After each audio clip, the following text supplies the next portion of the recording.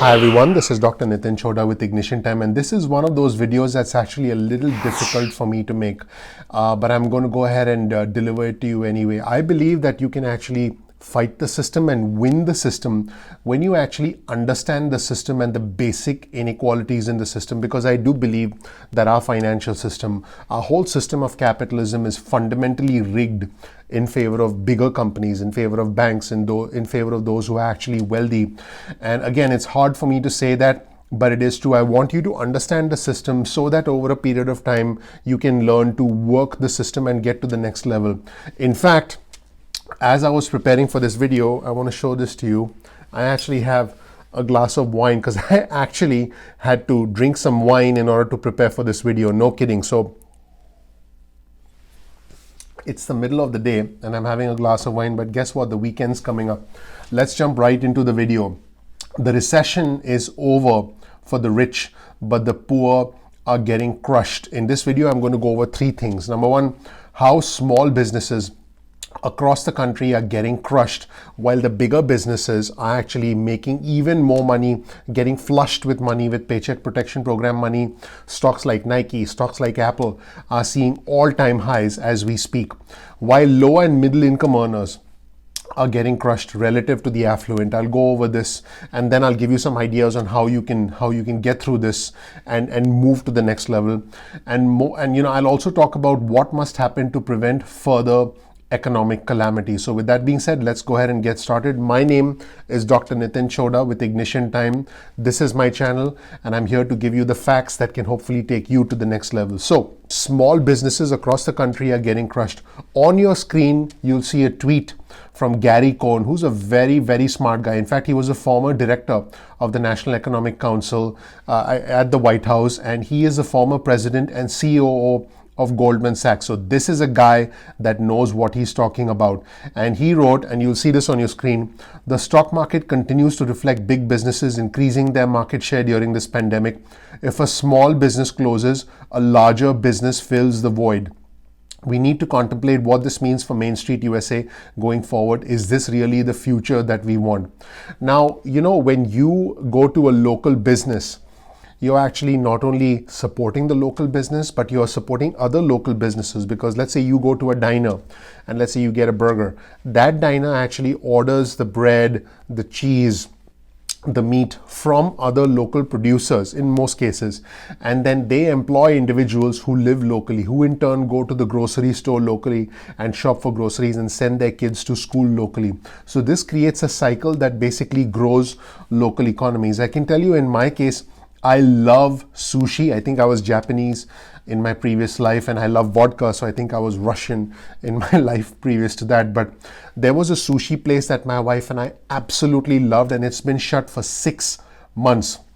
So now we buy our sushi at Stop and Shop. It costs twice as much and it's half as good. But we like sushi a lot, so we still buy the sushi. But local businesses are being decimated throughout the country, and that's terrible for local economies because, again, bigger companies fill the void. Companies like Amazon have actually done much, much better in this pandemic because people just resorted to online shopping, and Amazon is, making money hand over fist.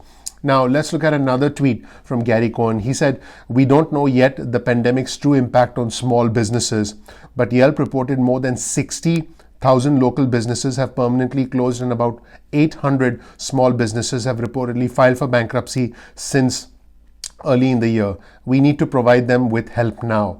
Now, again, I will provide you with a link in the description below to Gary Cohn's tweet so you can check them out. And I suggest you follow Gary Cohn because he is one smart dude. But as far as Bloomberg is concerned, which is the article that he was referencing, according to Bloomberg.com, small businesses are dying by the thousands and no one is tracking the carnage. Now, this is important because what happens is they simply close down and they never show up in bankruptcy filings. So the real impact is a lot more dangerous, is a lot more insidious. By the way, now you know why I needed that glass of wine in the middle of the day. More than half of owners are concerned that their firm won't survive. Now, big businesses are going bankrupt, but that's only part of the carnage. Many small businesses are disappearing by the thousands, and the drag on the economy could be huge, not to mention the number of people that get unemployed. So that all of this, in fact, contributes to unemployment. The Bloomberg.com writes, this wave of silent failures goes uncounted in part because real-time data on small businesses is very scarce, and because owners of small firms have no debt and therefore they don't need to go to bankruptcy. What they do is they just shut down and they close their doors, and that's it. So it actually doesn't get recorded in the statistics that we see from various government agencies. Now, Yelp actually did some research, and I'll show you this chart on your screen right now. And you'll see from the chart on your screen, and this is data from March all the way through the end of July, you'll see that about 60,000 businesses that shut down, and this circle represents all of those businesses. About 800 small businesses did indeed file for Chapter 11 bankruptcy from February through the end of July. And the trade group expects that through the end of the year, the bankruptcy filings, when I say the trade group, I mean the American Bankruptcy Institute. The American Bankruptcy Institute estimates that through the end of the year, through 2020, the number of bankruptcy filings is going to be up 36% from the prior year. Let's take a closer look at this chart from Yelp. Now, this represents approximately 60,000 local businesses or firms with fewer than 5 locations. You can see that 28,000 were miscellaneous, almost 13,000 restaurants, almost 8,000 retail and shopping. These are small mom and pop shops in sort of the downtown area where you live. Approximately 5,000 in beauty, 3,500 cars, and about 2,500 event planning, because people aren't really going to hotels or doing events. Everything's happening online right now. So you can see the significant impact on the local businesses, on the local economy, your town, your city, your state. The small businesses are getting shut down. Now, Bloomberg.com also says while the businesses are small individually, the collective impact of their failures could be substantial. Firms with fewer than 500 employees account for about 44% of US economic activity. In fact, the Federal Reserve Chairman Jerome Powell said that small businesses drive America. So according to a US Small Business Administration report, these small businesses employ half of all Americans. Now you can see why the problem with unemployment is so significant, and why the smaller businesses, specifically businesses in travel, leisure, hospitality, hotels, entertainment, why these smaller businesses are getting completely wiped out, and the low wage earners and the middle income earners in these professions, in small businesses, are the ones that have been disproportionately impacted, and therefore they are the ones who actually need the most help. So now let's focus on low wage earners and middle income earners, because they are the ones who are getting crushed. As you know, the stock market is at an all-time high, and there's been a surge in the stock market since March. Home prices are surging because of low interest rates with the 30-year fixed mortgage. And if you look at this chart on your screen, and if you pay close attention to individuals making less than $14 an hour and individuals making more than $32 an hour, you'll see that the individuals who have higher paying jobs, who are more affluent, have seen an almost complete recovery, and their employment levels have returned to the state that they were at the start of the year. Whereas individuals who are low wage earners, making less than $14 an hour, they've suffered the most, and they haven't recovered nearly as much. So again, the impact of this pandemic has been disproportionate and has been significantly higher for low wage earners and middle income earners. So what's happening is this pandemic is causing a significant widening of the gap between the rich and the poor, between big businesses and between small businesses. Like I mentioned, some of the largest companies like Nike, like Best Buy, like Apple, they're enjoying their highest stock prices ever. As you know, Apple announced a 4-to-1 stock split, Tesla announced a 5-to-1 stock split,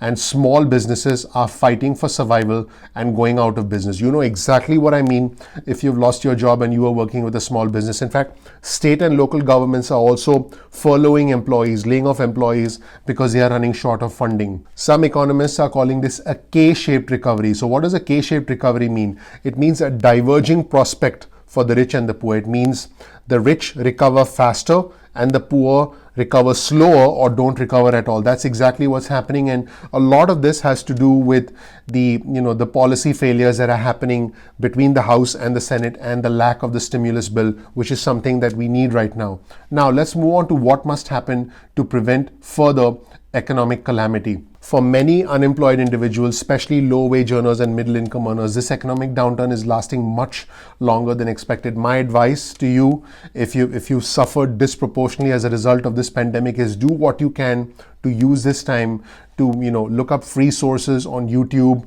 learn and try to re-engineer your skills, maybe start your own business, or do something so that you can expand your job prospects and continue applying for jobs so that you can get back into the workforce when it's safe. Because at some point we all have to get back to work when it's safe, but it's going to be important to adapt and re-engineer your skills. And if you can start your own business, then by all means do it. But find ways to adapt and change and move forward, because that's the only way forward in this situation. I will be doing more videos about this on my channel to try and help you get hired and get rehired. And you can also check out our playlists, which give you ideas on new job opportunities and how you can prepare yourself for remote work. There is a remote work 101 playlist, so you can check that out on our channel. Now, nearly 80% of furloughed or laid off workers thought that they would be rehired, according to a Washington Post Ipsos poll that was conducted right around April and May. But so far, only 42% of jobs have returned, according to the latest data from the Labor Department. According to Peter Atwater, who's an adjunct lecturer in economics at the College of William and Mary, he said, this has been a clear K-shaped recovery. He said the biggest and the wealthiest have been on a clear path towards recovery. Meanwhile, for most small businesses and those worse off, things have become worse. The contrast is piercing. One group feels better than ever while the other borders on hopelessness. In fact, now with the current gridlock in DC, because the House and the Senate have essentially adjourned now, lawmakers can come back with a 24-hour notice if there is a breakthrough in the stimulus negotiations. But at this point, none of that seems likely. So because the funds for these emergency funds for working families have stopped, many economists actually predict a rapid rise in evictions, bankruptcies, and vehicle repossessions. I've seen many comments on our channel with individuals who've basically been saying that their vehicle got repossessed. So this is going to be a significant hit to the overall economy. So I'm hoping that the lawmakers figure this thing out. But we have to try and adapt as best as we can. And I know this is a difficult situation. I know this is an impossible situation. We have to try and adapt and move forward. Now, President Trump has issued some executive orders. And so I've also done another video where I've talked about the $400 a week and whether you're likely to get that $400 a week and how it's looking like in your state. So you definitely want to check out that video. The bottom line is this. JP Morgan wrote in a note, the consensus is that a deal is necessary if the US is to avoid economic calamity. I think we're already heading towards economic calamity, especially for low-wage earners and middle-income earners, and that's where we stand. Thank you so much for watching. Now you can see why I needed this glass of wine in the middle of the day to be able to get through this video. I hope you learned something new. Thank you so much for watching. If you did, please click the like button. Please subscribe if you haven't subscribed already. Please enable notifications so you get instant updates from us going forward. If you want to get breaking news and alerts from us, please get your cell phone out and on your cell phone, type out the word ignition or type out the word time and send a text message to the number 70,000, that's 70000, because the name of our channel